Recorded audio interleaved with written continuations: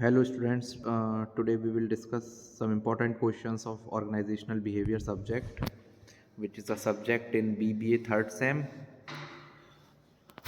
So the first question is key elements of human behavior are, answer is C4.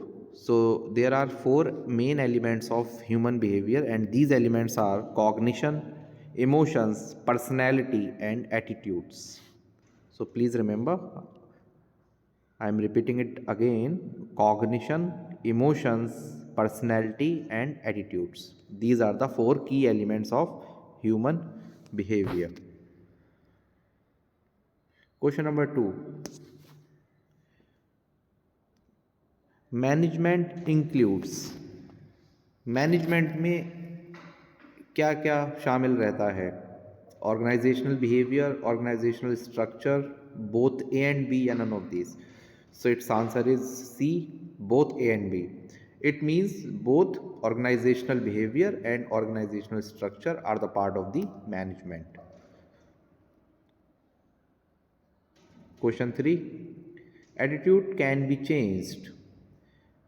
इनमें से किस वजह से, किन कारणों से व्यक्ति का एटीट्यूड चेंज हो सकता है? बाय फेयर, डर की वजह से, बाय एजुकेशन एंड ट्रेनिंग, शिक्षा और प्रशिक्षण की वजह से, बाय फिलिंग इंफॉर्मेशन गैप, या कोई भी हम नॉलेज या इंफॉर्मेशन रिसीव करते हैं उसकी वजह से. And number 4, by all of these. So it's answer is D. इनमें से सभी वजह से हमारा एटीट्यूड चेंज हो सकता है. Number 4, perception is intellectual process, cognitive process, subjective process, all the processes. Its answer is B, cognitive process. Perception एक cognitive process होता है. Cognitive process वो process होता है जो हमारे ब्रेन में, हमारे माइंड में इंटरनली होता है. यानी हमारे पास कोई भी इंफॉर्मेशन आती है, फिर हम उसको अपने ब्रेन में ऑर्गेनाइज करते हैं, उसको प्रोसेस करते हैं, फिर हम उससे एक रिजल्ट पर पहुंचते हैं. हमारा एक दृष्टिकोण बनता है व्यक्तियों को लेके, चीज़ों को लेके, घटनाओं को लेके.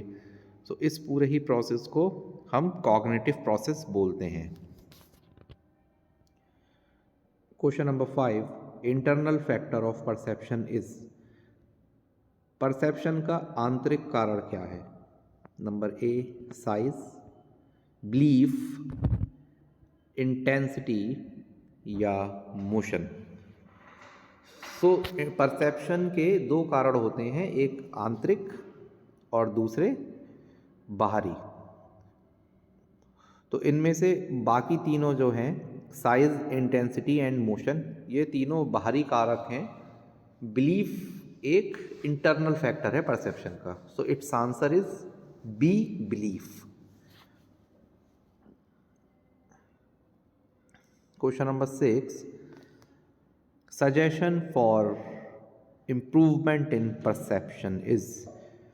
इनमें से परसेप्शन को इम्प्रूव करने का क्या एक सुझाव हो सकता है?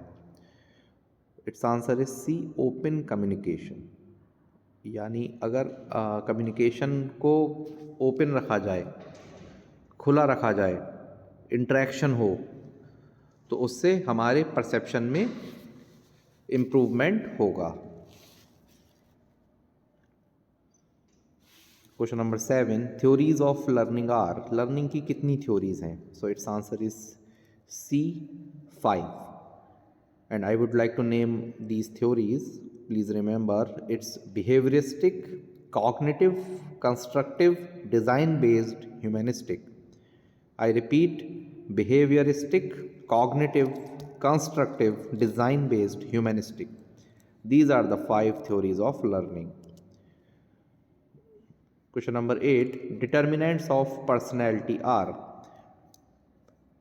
पर्सनैलिटी के क्या क्या डिटर्मिनेंट्स हैं? डिटर्मिनेंट्स मीन्स किन किन चीज़ों से मिलके हमारी पर्सनैलिटी बनती है. बायोलॉजिकल, कल्चरल, सिचुएशनल या all of these. So it's answer is D, all of these. यानी ये तीनों ही रीज़न है हमारी पर्सनैलिटी के फॉर्म होने में. बायोलॉजिकल भी, कल्चरल भी एंड सिचुएशनल भी। क्वेश्चन नंबर 9, मोटिवेशन क्या है? एक इंटरनल फीलिंग है, एक एक्सटर्नल फीलिंग है, दोनों ही तरह की फीलिंग है या इनमें से कोई भी नहीं? It's answer is C. Motivation internal भी फीलिंग है और एक्सटर्नल भी फीलिंग है, क्योंकि कभी कभी हम अपने अंदर ही मोटिवेटेड फील कर रहे होते हैं बहुत से रीजंस की वजह से। कहीं सक्सेस मिल जाती है, कोई रिकॉग्निशन मिल जाता है, हम कुछ अचीव कर लेते हैं, तो हम अंदर ही अंदर मोटिवेटेड होते रहते हैं। और कभी कभी हमें कुछ एक्सटर्नल फैक्टर्स की वजह से भी मोटिवेशन मिलता है, जैसे कि हमें मॉनेटरी अवार्ड्स रिवार्ड्स मिलें, इंसेंटिव्स मिलें, हमारा एक फेम हो, हमें अवार्ड्स मिलें। तो ये दोनों ही तरह की फीलिंग है, इंटरनल भी और एक्सटर्नल भी। So it's answer is C. Maslow was the resident of, answer is C, America. Maslow, इनका पूरा नाम अब्राहम मैस्लो था, जिन्होंने मोटिवेशन की एक बहुत ही popular theory need hierarchy theory दी है। तो इनका जन्म अमेरिका में हुआ था। Attitude of the employees towards motivation is, attitude motivation के प्रति एम्प्लॉयज़ का क्या एटीट्यूड रहता है? So it's answer is B. Motivation के प्रति एम्प्लॉयज़ का जो एटीट्यूड है वो पॉजिटिव रहता है, यानी वो मोटिवेशन के लिए बहुत सकारात्मक फील करते हैं। Question number 12, effect of motivation on different employees is. जो मोटिवेशन का प्रभाव है वो अलग अलग एम्प्लॉयज़ पे किस तरीके से पड़ता है? क्योंकि एक ऑर्गेनाइजेशन में, as you know, there are many employees and at many levels. बहुत सारे एम्प्लॉयज़ होते हैं और कई सारे लेवल्स पे काम कर रहे होते हैं। कोई टॉप में है, टॉप लेवल में, कोई मिडिल लेवल में है, कोई लोअर लेवल में है। तो उन सबका मोटिवेशन लेवल अपना अलग अलग होता है। सो ऑप्शंस हैं सेम, क्या ये सेम रहता है? ऑप्शन इज बी, डिफरेंट, क्या ये अलग अलग होता है? तीसरा है सी, नो इफेक्ट, इसका कोई भी प्रभाव नहीं होता। या डी, नन ऑफ दीज, इनमें से कोई भी नहीं। So it's answer is B.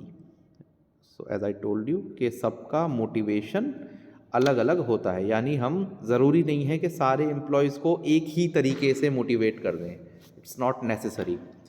कोई हो सकता है जिसको मॉनेटरी रिवार्ड्स पसंद हो, वो हमेशा चाहता हो कि उसकी सैलरी हाइक हो, उसको बोनसेस मिलें। और एक दूसरा एम्प्लॉय हो सकता है कि जिसे सैलरी या बोनसेस से कोई इतना ज़्यादा मतलब नहीं है, और वो चाहता है कि उसको जॉब में प्रमोशन मिले, उसको एक रिकॉग्निशन मिले, एक बिलोंगिंगनेस मिले। So it is different for every employee. Question number 13, motivation is in the interest of. Motivation किसके हित में होता है? एम्प्लॉयज़ के हित में, ओनर्स के हित में, गवर्नमेंट के हित में, या all? So it's answer is all. सभी को मोटिवेशन की ज़रूरत है, कोई भी ये नहीं कह सकता कि उसको मोटिवेशन की ज़रूरत नहीं है। तो मोटिवेशन सभी के हितों में होता है। Question number 14, group balance theory propounded by. एक मोटिवेशन की ये भी थ्योरी है, ग्रुप बैलेंस थ्योरी। तो इसको किसने प्रोपाउंड किया था, यानी इसे किसने दिया था? तो it's answer is B, Theodore Newcomb. Theodore Newcomb ये एक सोशल साइंटिस्ट थे जिन्होंने ग्रुप बैलेंस थ्योरी को दिया था। Question number 15, individual learns from. Individual मतलब होता है एक अकेला व्यक्ति, कोई भी। आप भी इंडिविजुअल हैं, मैं भी इंडिविजुअल हूँ। तो इंडिविजुअल कैसे सीखता है? बाय सीइंग, देख कर, मीन्स जो आसपास चीज़ें हो रही हैं, घटनाएं हो रही हैं। बाय ऑब्जर्वेशन, ऑब्जर्व करके। बाय प्रैक्टिस, उसको प्रैक्टिस में लाकर, या by all of them. So it's answer is D, by all of them. इन सभी चीज़ों से हम लोग सीखते हैं। Question number 16, group exchange theory was propounded by. एक ग्रुप एक्सचेंज थ्योरी भी है मोटिवेशन की, उसको किसने दिया है, किसने खोजा है? So it's answer is C. दो लोग हैं ये, John Thibaut and Harold Kelley. ये इसका करेक्ट आंसर है। Question number 17, main causes of conflict are. जो कन्फ्लिक्ट होता है, झगड़ा कह लीजिए या तनाव कह लीजिए, इसका मेन रीज़न क्या होता है? Specialization, difference in personalities, interdependence या ऑल ऑफ दीज। सो इसके रीज़न सारे ही हैं। डिफरेंस इन पर्सनैलिटीज़ एक बहुत मेजर रीज़न है, क्योंकि हर किसी का व्यक्तित्व अलग अलग होता है, हर किसी की एटीट्यूड, सोचना समझना, हर किसी का मोटिवेशन डिफरेंट होता है। और इंटरडिपेंडेंस, और एक ऑर्गेनाइजेशन में लोगों की एक दूसरे पर निर्भरता भी रहती है। तो उसी की वजह से हमारे बीच कॉन्फ्लिक्ट पैदा होता है, क्योंकि कई बार हम पॉइंट ऑफ व्यूज़ नहीं मिल रहे होते। कभी एम्प्लॉयज़ के टॉप लेवल मैनेजमेंट से नहीं मिल रहे होते, कभी एम्प्लॉयज़ के आपस में नहीं मिल रहे होते, कभी टॉप लेवल मैनेजमेंट के आपस में नहीं मिल रहे होते, जिसकी वजह से कॉन्फ्लिक्ट की सिचुएशन अराइज होती है। Question number 18, the best technique of resolution of conflict is. Conflict को सुलझाने की बेस्ट टेक्निक इनमें से क्या है? So it's answer is A, problem solving. Problem solving सबसे अच्छा तरीका है कन्फ्लिक्ट को रिजोल्यूट करने का।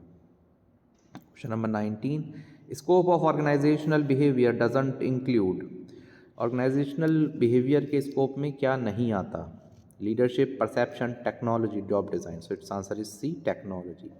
टेक्नोलॉजी ऑर्गेनाइजेशनल बिहेवियर का हिस्सा नहीं है, ये एक दूसरी आस्पेक्ट है। इसमें बाकी सारी चीज़ें जैसे कि लीडरशिप हो गई, परसेप्शन हो गया, जॉब डिज़ाइन हो गया, ये सब आते हैं। Question number 20, in present context challenges for OB means organizational behaviour are. आज के दौर में ऑर्गेनाइजेशनल बिहेवियर के लिए क्या क्या चैलेंजेस हैं? Employee expectation, workforce diversity, globalisation या all of the above. So it's answer is D, all of the above. ये सारे ही चैलेंजेस हैं ऑर्गेनाइजेशनल बिहेवियर के लिए। एम्प्लॉय एक्सपेक्टेशन मीन्स एम्प्लॉय की उम्मीदें जो उसकी ऑर्गेनाइजेशन से रहती हैं। वर्कफोर्स डाइवर्सिटी, डाइवर्सिटी कहते हैं विविधता को। आपको पता है कि जो भी ऑर्गेनाइजेशन में इतनी वर्कफोर्स होती है, हर किसी का अपना अपना अलग स्पेशलाइजेशन होता है। और ग्लोबलाइजेशन मीन्स वैश्वीकरण, क्योंकि अब चीज़ें कैसे हो रही हैं, अंतर्राष्ट्रीय लेवल पे हो रही हैं। तो इन सभी चीज़ों से टैकल करना आज के दौर में ऑर्गेनाइजेशन को करना है। So it's answer is D, all of the above. Who is recognized as the father of human relations? Answer is B, William Gilbreth. ये भी एक सोशल साइंटिस्ट थे, आपको याद रखना है, ये इनको कहा जाता है father of human relations. Question number 22. Hawthorne studies is related to which stage of the organizational behavior evolution? एक बहुत ही पॉपुलर स्टडी है हॉथॉर्न स्टडी। तो ये ऑर्गेनाइजेशनल बिहेवियर इवोल्यूशन की किस स्टेज में की गई थी? So it's answer is C, human relations movement. जब ह्यूमन रिलेशंस मूवमेंट चल रहा था, यानी जब ह्यूमन रिलेशंस मूवमेंट वो था कि जब एम्प्लॉयज़ की इम्पोर्टेंस सबसे ज़्यादा समझी जा रही थी, क्योंकि जो फादर ऑफ साइंटिफिक मैनेजमेंट हैं डेट इज़ F.W. टेलर, उनके जितनी भी रिसर्चेज है उसका एक ड्रॉबैक ये था कि वो इंसान को एक मशीन की तरह कंसिडर करते थे, यानी बहुत ज़्यादा काम ह्यूमन से लिया जाता था। तो इस उनकी इस अप्रोच को काउंटर करने के लिए हॉथॉर्न स्टडीज़ की गई थी। तो इसलिए ये ह्यूमन रिलेशंस मूवमेंट के दौरान ये हुआ था। From the following who is related with scientific management? Scientific management से रिलेटेड इनमें से कौन है? तो it's answer is B, F.W. Taylor. बहुत ही पॉपुलर नेम है, आप सब जानते होंगे। इनको फादर ऑफ साइंटिफिक मैनेजमेंट कहा जाता है। नेक्स्ट क्वेश्चन भी उसी से रिलेटेड है। The term scientific management was first used. पहली बार कब यूज़ हुई थी साइंटिफिक मैनेजमेंट टर्म? तो please remember it was first used in 1910। 1910 में ये पहली बार यूज़ हुई थी। Question number 25, F.W. Taylor was the resident of कहाँ के निवासी थे F.W. Taylor? So he was the resident of America, वो अमेरिका के निवासी थे। Okay, thank you students. Will continue with the second set of important questions. Thank you.